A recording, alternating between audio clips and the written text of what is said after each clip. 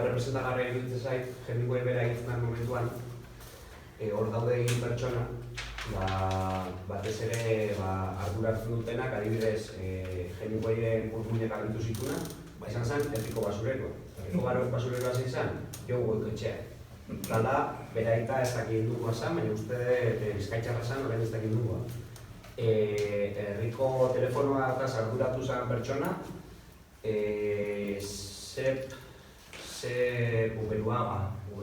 Uberetxea, bertan bera zen, Gernika inguruko herri batekoa. Eta Hemingwayen gorputza, kasetariegatikan mantendu zuana a salvo, digamos, bera da Pilar Arriaga. Bera zen Pilar Arriaga, hori da. Bera zen uste Gernika ondoko herri txiki bateko ere bai. Osea, inguru honetako jende bat are emigratu duana, bertan zegoen bai, ez? Eta monagilloak. Eta monagilloak ere dira, Goikoetxean daude bi monagillo Hemingwayen hietan, bat gainera feint, hau da, desmaiatu egiten da, aurreko egunean ibiltzalako kanpinean eta 40 gradu zaudelako ere bai, guk gutxean zuen eta dira Goikoetxea honen semeak diak. Eta bere Goikoetxeateko horiekin, seme horiekin ditzaren duen biekin, eta esan ziaten bere arrebak historia bat berio sakala, baina ezin izan duan justu egun horretan bueltatu garentzan herrira, negara, eta ezin izan pasatu Twin Fallsetik bi ordura zegoela. Baina, hor ere hor daude historiatxo horiek deskubritzeke. Baina, gaur, Marta eta Zitzelitera etorri gara, bere garaian izan genuen Hemingway, Idaho eta laguntasun horietaz, eta orduan gehiago sartuko nez gaur Martari buruz. Nire hitzaldia hiru zati nagusitan zati dudet. Lehenengo ingo detena da Gerra Zibil aurretikan, gero Gerra Zibilari buruz hitz egingo dut eta hor Marta eta Eleanor Roosevelten arteko laguntasuna zingo dut berba. Eta bukatzeko ingo dutena da anekdota batzuk jarri Marta eta Euskaldunei buruz, berrogetikan aurrera. Lehenengo hasteko, Marta eta Euskaldunen arteko erlazioa gehiago hasten da Gerra Zibil aurretikan. Martak, Feri kontatu dugun bezala, hemen ikusi aldezue 1950ko inguru bueltan, 29an erabakitzen du Parisa etortzea, eta Parisa etortzen denean egiten du Associated Pressentzako lana eta Vogue errebistatzako. Revista horietatik bota egiten diotela uste dut hortikan eta, baina bitarte horretan aprobetxatzen du Europa pixkat ezagutzeko, bai Frantzia, baina baita Espainiara bajatzen da, ez? Garai horretan Donostia, Zarautz, zona horrek oso modan daude eta 1952ko uztai edo agustu tartean egoten da Ruth izeneko lagun batekin Zarautzen. Lehen komentatu dizuen lanetako batean, las 5 viajes al infierno, gogoratzen du donde están las playas de antaño, baletzen du, ez? Eta tartean, konparatzen du la gran playa de Zarautz eta jartzen du hor, Mexikoko, Golfoko, Pazifikoko eta mundu osoko playa handien artean. Horrek ematen dugu ere indizio bat, oso gustora egon zela hemen, 1952an. Gainera, gero horre gerra aurretikan, esan behar da ere Fera izeneko berak lehen komentatu du nola izuan lana agentzia batentzako, ez? Estatu batutako gobernuko agentzia baterako Fera izena zekan, Federal Agency ez dakit exactamente nola zekan, baina egite zutena da, jute zian fon ezberdinetara eta egite zuten informe ezberdinak, reportaje antzekoak, jakiteko jendearen egoera nola zen. Eta tartean, 1955an bote egiten duten, eta arrazoi nagusia da botatzeko da Jutnak Orde Lein izeneko toki batera, zona minero bat, Idaho iparraldean, gaur egun turismo asko juten da, zona espektakular da oso politxa, dago goizetik 7 ordura, eta da lako handi bat, eta hor zeiten du Martak, ikusten du mineroak sekulako arazoak dituztela. Eta laguntzeko esaten dira. Inbertsuena da greba fuerte, eta greba pixkat jorentu da. Apurtu estatu batutako agentziako pare bat egoitza, eta ingo dizuet kaso. Ze pasatzen da, mineroak hori dutela. Eta ematen diete eskatzen zutena. Zer gertatzen da era berean? Bere superiorrak hortazo hartzen dira eta kaletatu dute Marta. Horri ikusten zuen, Marta benetako izaera soziala, ez? Baina, korde lehinen ere, segurazki emozian Euskaldunen bat edo beste, seguramente emozian minaretan lan egiten. Ez da ezin dut konstatatu ez dakigulako, baina adibidez San Baleien hortik aldau ordura bera dagoen tokian, lehenengo Euskaldunen aztarna abiatu dutena, da 1911an, Euskaldun bat hiltzen dela, abaratxe baten ostean, eta berazan Maiki zen, Mikel izenekoa. Maiki ditze zioten, suposatzen den Mikel izan bezala. Baina, hori, horrez dago dira intersekzioa, baina egon diteke. Eta pixkat, Gerra Zibila etorritan, Gerra Zibilean, Felik esan duen bezala, oso izaera soziala daka. Gerra Zibila etortzen da 1956ko martxuan, baina bere lehenengo lana idazten du 1957ko uztailean. Dala Only the Shelf Wine. Bakarrikan bomba egiten dute estanda edo espartitzen dira. Bertan egiten duena da Madriko jendeak nola bizi duan bombardeo bat, hori deskribatzen du.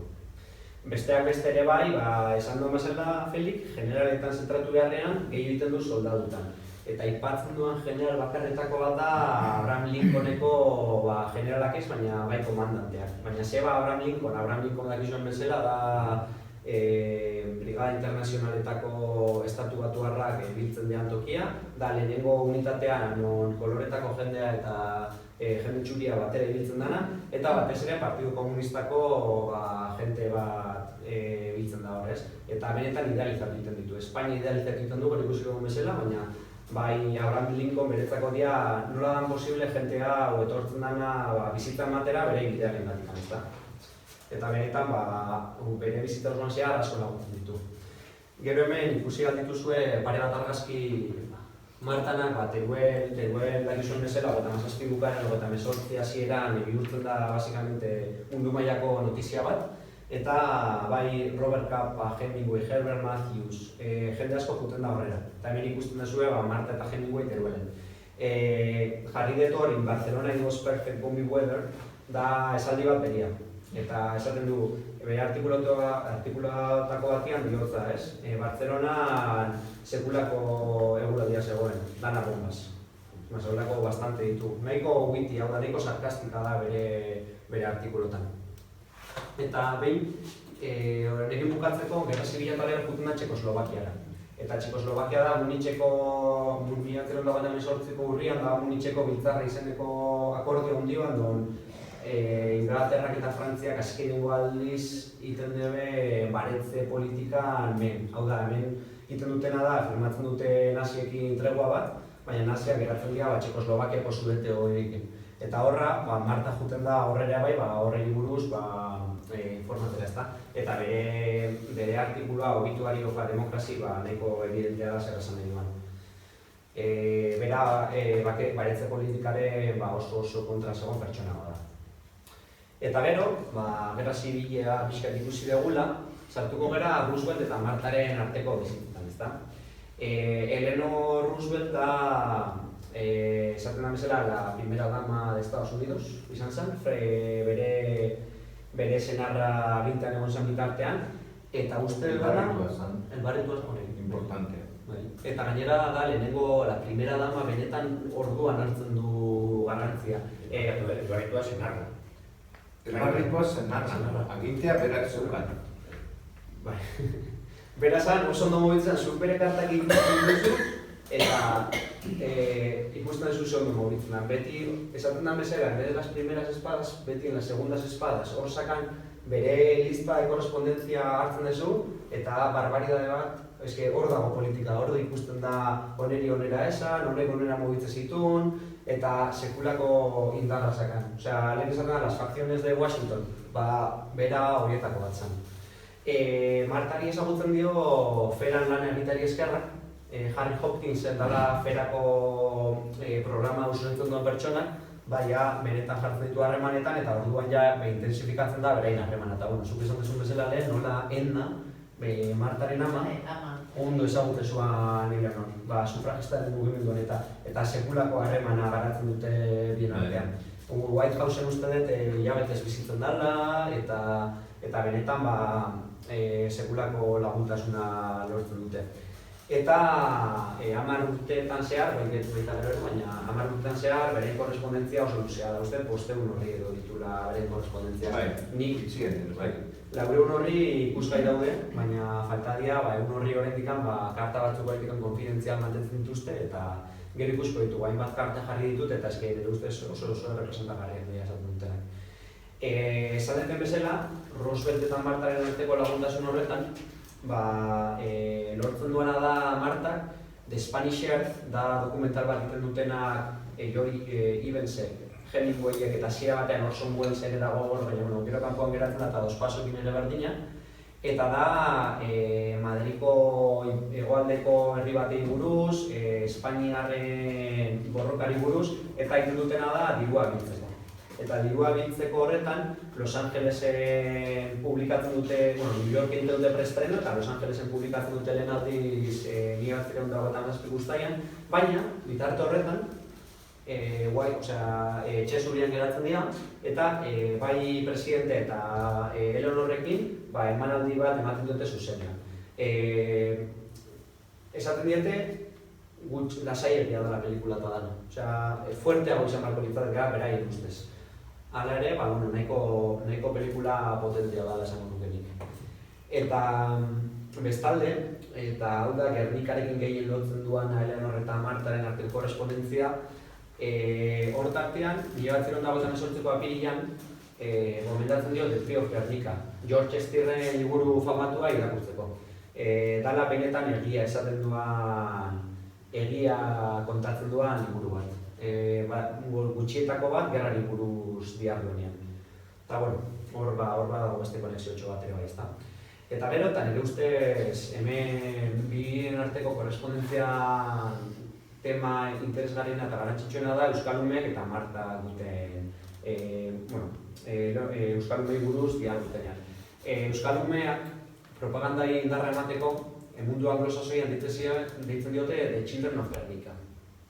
Hori batez ere Ingalaterrara juten dira 1800 eta 70 piko ume horiek grabatzen dituzte eta The Children of Guernica eta hori ematen zaie indarra, eta erasuma batutik indar hori proiektatzen da Ameriketako estatu batuetan. Hala ere, hemen gertatzen da, Ameriketan sortzen da Eleanor parte da komite bat, dala American Board of Guardians for Basque Refugee Children, eta komite horrek egiten duena dirua bildu. Hasiera batean, nahi zuten 500 ume eraman Ameriketara. Eta Martak esaten dio, 1957 ekainean, daude 500 ume San Juan de Luzen zain Ameriketara juteko. Euskal Gobernuak zen nahi zuen, ume horiek bidali Ameriketara propaganda egiteko. Egia da ere, badagoela barruan arrazoi humanitario potente bat, logikoa da, baina batez ere garrantzitsuena da propaganda egitea. Ze ematen dizu ume batzuk eukitzean, lortu behar dezula jende bat, beraien inguruan ibili behar da. Horrek ematen dizuna da indarra, eta ematen dizuna da, logikoa da gozen, ezta. Hala ere, Martak esaten dio, egun umentzako badako dirua, baina eskatzen ezizkigu Labor Department, dala gobernuko zati bat, eskatzen ezkigute $500 umeko eta beste hainbat gauza, nahiko zailak zidan lortzeko. Erantzunean, Eleanorrek esaten diona da, Marta, ez izan oso emozionala. Ez eitez gehiagi zentratu ume horietan. Egia da, agian, eta hemen jartzen du, bere diarioan jartzen du Eleanorrek, bere ustez, hor daude nahiko notizia, nahiko istilu dituzte umeak hasiera batean, apurtzen dituzte lehioak, nahiko gaizki portatzen dira batzuk, eta zabaltzen da ez diala posik bizi Ingalaterran. Normala da, zuri bilabete doaz, ez daude oso posik, eta hori dela eta Eleanorrek ikusten du, umeak ez diala urruti eraman behar. Geratu behar diala Frantzian, gehien bat. Eta orduan, iradokitzen dio, ez ditugu ekarri behar Ameriketara. Baizik eta eman behar duguna dugu dirua bildu eta dirua bidali. Hor ere badago osa komponente politiko garrantzitsu bat, dala Bostoneko katolikoa. Bostoneko gotzai eta estatu batutako katoliko asko Frankorekin abiatuta daude.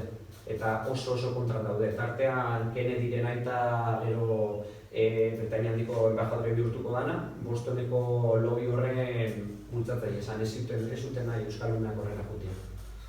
Baina, horiek bestelako kontuan dira. Bukatzeko ia Mart eta Roosevelten arteko korrespondentziakin, Martari lau gai hola dianeko esanguratsuak edo asko errepikatzen dianak eta hemen ditu gordeta. Bat da Espainiako maiteminduta dagoela Marta. Osea, irakurtzen dituzu sekulako izketaldiak, sekulako quote edo zitak esaten den hori, Espainiataz enamoratuta. Hau da, berak esaten du, I am in love with these people, I am in love with Spain, I am in love with... Osea, ni nago enamoratuta jende honetaz, ni nago enamoratuta Espainiako borrokataz, ni nago enamoratuta, osea, horrela esaten du. Eta benetan unkigarriak dian pasartean azkar. Gero ere, demokraziaren aldeko borroka bat argi eta garbi ikusten du Espainian.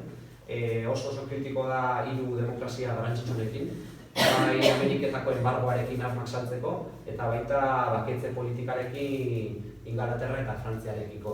Eta gainera esaten du, uste du dela personal sin, hau da, bekatu bat iten nahi dira. Osea, bekatu bat da... Sí, bekatu bat. Bai, hori da beste bat. Eta gero, beste zita banderi asko ikutu dian, daka eunitzeko parafro batian esaten du. Bera, gainera da, umei buruz eta baita Espainiako demokraziari buruz, ez? Bera sentitzen dela useless. Hau da, ezin dela, sentitzen da impotente, oso impotente situazioen aurrian. Eta hor daka frase batzuk, diala, ez ditut kopiatu luzeak zialako, baina esaten du unable, osea, impotente, oso duala sekulako amorrua dakara ezin duelako eserrin. Hala ere, ezin du eserrin, baina juten dianean Spanisher presentatzera, 30 tokitan, etxarrak ematen ditu, dirua biltzeko eta sekulako propaganda lanak egiten ditu. Eta bukatzeko honekin, gero ere bai, hau ja pixka berandu da 1940 inguruan, baina oso kritiko bilakatzen da komunistekin. Egiten duana da, Rusiaren agindua jarraitzen dituztela egozten die Britainiak, Ameriketako partiduko buruei, eta bai da oso kritiko komunistekin. Marta esaten dugu bezala da antifascista bat, eta baina ulertu behar dugu pertsona liberal bezala, oso liberala da. Bere ustez, autoritarismoaren kontrakoa. Orduan, hor dazka bere kritika batez ere komunistekin. Eta, gero ja bukatzen juteko, azkenengo satira galduko diogu, eta dala posgerrari. Posgerran, bai Roosevelten eskerrak laguntzen dio Agirre lehendakaria, badakizue Gernika, Berlin dagoen liburu hori, famatu hori, eta galtzen dian momentuak, Kubako lagunak eskatzen dio Martari laguntza. Eta Martak egiten du, Roosevelteri bidali. Eta hemen ikusten da nola, basikamente egiten duena da Agirre ekiparatzen du Negrinekin, Marta enamoratu dago Negrinetaz. Negrin da beste figura bat ustez orain oso maltratatu dagoena, baina barbaridade bat. Pertsona oso interesgarria. Eta eskatzen dio laguntza nun dauden jakiteko. Dazkat lagun asko euskaldunak eta nahi dute jakin bereien presidentea non dagoen. Etorkizun batean, seguramente, beharko dugu Europa berri baterako liderrak. Eta horiek dira Negrin eta Agirre. Hori horrela esaten dio. Oso beharrezkoak diala armak eta hegazkinak, baina beharrezkoagoak dira. Eta badakigu laguntzen diola, zetan Manu Sota egodean esantzen duzue, Manuel Irujori bai esantuko dezuela, behatzen dio karta batetan, esaten dio el lehendakari, está bien, la esposa del escritor escribió a Roosevelt interesándose por la suerte de aquel, por indicación de los vascos de Cuba. Roosevelt le ha contestado diciendo que el lehendakari está bien, pero que no quiere decirle dónde se encuentra. O sea, básicamente, informatzen dira kanal horretatik.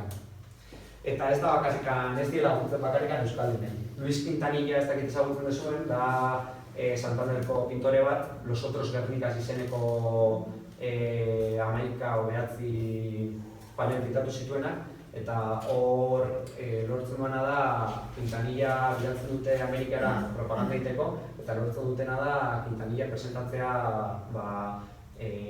artelan hauek Roosevelteri. Eta ez da bakarra. Ramon Sender beste idazle ezagut bat ere bai, izatuko duzuen, ere bai laguntzen dio. Dituzte pare bat karta berekin, eta ikusten da nola eskatzen duen laguntza, gizado inguruan eta. eta hori izan gehien bat. Gerra zibil ostean, bueno, ez nahi hemen sartuko, zatik Felix ja oso ondo esan ditu nola juten da Txinara, Finlandian iritzen da, hemen dituzu argazki batzuk. Hemen eskerrekoa da Wyomingen, Hemingwayekin eskonduta bero zatian iritzen. Hemen eskuikoa da, Txina, autoritate txinatarrekin. Bai, uste dut, zuen lari eta bai. Eta gero hemen ere Txinaren duten bidai horretan hau da Kuban, hemen raketa eskuan, pilotarien raketan jolazten zuten askotan. Eta gero Txinan egon zanean, Txinan badago liburu bat nahiko ona dana, nola ibiltzen den Spies in China, nola da? The Secret Mission to the... Bai, dago liburu bat, ordenatzen duana, como espia bezala katro bat. Pereira batena. Eta pasatzen dira bitarte batean egiten dute Txina, Indonesia, Manilatik pasatzen dira, eta ikusi dugu ere nola Manilan kasualia ez geratzen dara euskaldun batzukien jaten. Eta ja pelotarikin sartuz, hemen ikuste ditugu nola Kuban egiten ditu lagun bakarrak pelotariak, baina jartzen du horrez. Oso zaila da Kuban lagunak itea eta bakarrikan egin ditu pelotariak, batez ere nire bizita soziala hor dago. Eta tartean hitz egiten du pertsona bateri buruz, nola egon zen San Andres batei horian. Dakagu ume bat, gazte bat, aie berso, eta hemen aipatzen du nola San Andres batei horian egotan pertsona badala. Ikusi du nola eman dioten zua Alemane gure beraien mendieri, eta gainera jartzen du nola egin duen retreta, nola da, Asturias arte. Pertsona hori, seguramente da Felix Saraiti. Eta, gero hor daka, bere fantasiak edo hor kontatzen ditu ilguin horretan.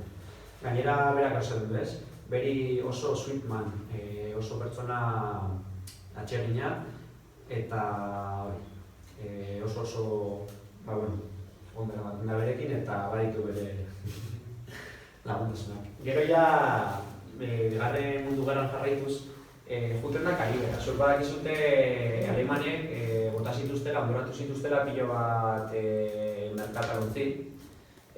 Karibean bakarrikan uste tirureun bota zituztela 2 urtetan. Eta juten da Karibera, por U-boats. Hau da, ikusten duena zeian gertatzen. Eta tartean hor doala, Karibetik doala, bukatzen du Saint Martinen, bi hotel batean, eta higeratarrak dira hotel hori. Zentu dira higeratarrak? Juten diana erbesteratu batzuk dira, eta 5 horri, 6 horritan, hitz egiten ditu bere memorietan nola enteratu zanean Espainiarrak ziala, eta esan zuenean Viva la República, kontestatzen dugu, Viva la República, Viva la Democracia, horrela, eta oso posikan egon zen, bizpairu egunetan beraien. Bena, 5 viajes al infierno hori, liburu hori oso bildagarria da. Eta gero ja bukatzeko gerra ostearekin, komentatu dituzten Dachauko esperimentuak hor dago, Dachau Experimental Murder, kontatzen du Dachauko deskubrimentua, benetan azgarria da nola kontatzen duan. Uste dala, lehenengo Dachau da, oksidentale, lehenengo, uste. Eta hor dago, inda artera polit bat, William Thatcher. Eta gero dago beste bat, Undefeated, 1954 ere bai, eta hemen kontatzen du, juten da, Undefeated nola esango zen, los no conquistados, no derrotados. Eta dia Toulousen dauden Espainiar errefuxiatuak. Horendikan ere, badaka relazio oso potente bat Espainiar errefuxiatuekin, bere bizita oso nekiko du. Hor dago, Paul Prestonen We Saw Spain Die, Idealistas bajo las balas, liburuan, 2008ko uste dela, eta hor ikusten da nola korrespontxalak, batez ere Republikanen aldean egon zianak, ze gertutasun lortzen dute hauekin. Hor, lehen ez dut esan gan esateko, baina hor dago ere bai beste bi emakume, Victoria Cowles, nahiko ezaguna da emakumea, eta Lilian Hellman. Biak izan zian Espainian egon zian beste bi, eta Victoria Cowles egon zian bi bandotan. Bai republikarekin eta bai fascistekin. Eta kontatzen du bere memorietan, bere artikultan jarri zuen begozoa, dara Gernika bizitatzen zegoela, turismo dira gerra egiten zegoela, bere zensurako ofizialak esan zion, sí, nosotros destruimos Gernika, pero no te atrevas a ponerlo. Horrelako zerbait esaten du. Eta ja, iriagia bukatzeko, 1975ean Londresen dagoela, bidaltzen dio eskaintza bat idazteko Franco hiltzear dago, 1975ko azare bat da, Franco iaia hilda dago. Hor esaten du, ez? El viejo cisne le están manteniendo de vida, están manteniendo tiempo para que la derecha mantenga todavía algo de fuerza del país. Eta bizitatzen diote Euskaldun Londresen dagoela, bere informazioa. Horietako bat da Wilsonen anaia. Wilson da Inigo Pérez de Otegi, esantuko dezuela izanen seguramente. Eta kasualidadez harrapatu zuten 1975 horretan txikiekin batera Santanderko bankua harrapatzen Barcelona. Gero... Etakoa zen. Polimilikoa zen. Eta hortikan 9 egunetara hiltzen da Franco, eta hortikan 17 egunetara fusilatzen dute txiki, berekin harrapatu zutena. Wilsoneri barkatu egiten diote, eta amnistiakin atera egiten da, ez da urte. Horrelako fusilamenduak izan ziren, ere Franco. Gero, ez? Arrebez ez da? Bale, besortze hori. Ez Iñaki errepasatu. Hori errepasatu. Gaztegi ez Aia publikoak zer dine horrengo fusilamendua. Fusilamenduak orduan emesortzi da, eso eta sortzi da niliatu nizu. Bai. Eta katalanekin bai juntatzen da. Hori ikusten duzu nola dakan bere kontaktu zarea hor dago miserikan eta nola informatzen da alde bateko eta besteko Hori ikusten da kontakturen bat bazegoela bere bizi guztian Euskaldunekin beti mantendu eta hori joan zana, nik bere memoriak, biografia irakurrita ez dakit. Eta zibrak agertzen dira? Ez dakit, uste dut bai, ez dakit inglesez. Horra, penartxiboa orain lekidea, gaztenena junte Bostonera.